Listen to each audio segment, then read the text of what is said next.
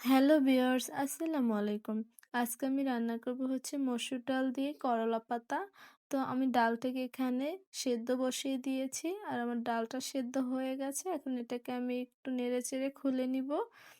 আস্তে আস্তে থাকলে ভালো লাগবে না তাই। তো এভাবে ডাল রান্না করলে কিন্তু আমার খেতে খুবই ভালো লাগে। আর অনেকে ভাবতে পারেন ডালটা তেতো হয়ে যাবে। আসলে ডালটা কিন্তু একদমই তেতো হয়ে যায় না। খেতে খুবই ভালো লাগে। আপনারা বুঝতেই পারবেন না যে এটা করলা পাতা দিয়ে রান্না করা হয়েছে।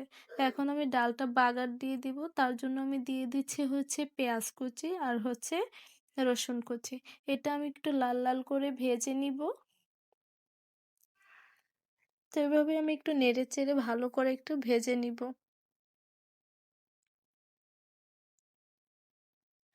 আমার ভাজা হয়ে গেছে। এখন আমি ডালটা দিয়ে দিব।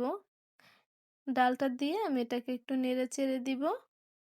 তো আমি এখানে দিয়ে দিব হচ্ছে একটু হলুদের গুঁড়ো আর হচ্ছে পরিমাণ মতো লবণ আর হচ্ছে কাঁচামরিচ কুচি।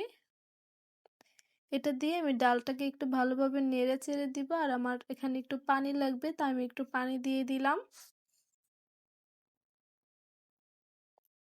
আমি আরো একটু পানি দিয়ে দিব কারণ ডালটা একটু ফুটবে তাই। এদিকে আমার ডালটা ফুটতে থাক আর আমি হচ্ছে করলা পাতাগুলো ছিঁড়ে নিব। এগুলো কিন্তু আমাদের ব্যালকনিতে লাগিয়েছিলাম সেই শাক। একদম গাছ থেকে ছিঁড়েই আমি রান্না করতে নিয়ে এসেছি। এখন এগুলোকে আমি ভালোভাবে পরিষ্কার করেও নিয়েছি, ধুয়েও নিয়েছি। এখন একটু ছিঁড়ে নিব এভাবে। বেশি ছোট ছোট করে ছিঁড়ব না। তো দেখতে পাচ্ছেন আমি কিন্তু এভাবে ছিঁড়ে নিয়েছি। এখন আমার ডালটাও কিন্তু ফুটে গেছে।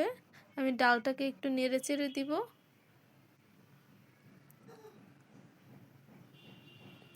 এখন আমি শাকগুলো দিয়ে দিব। শাকগুলো দিয়ে কিন্তু আমি বেশিক্ষণ জাল করব না।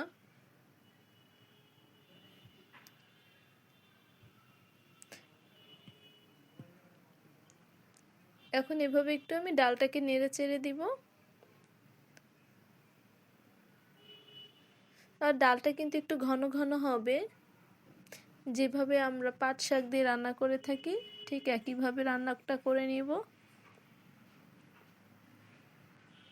তোমার ডালটা কিন্তু হয়ে গেছে। এখন এটাকে আমি নামিয়ে নিব।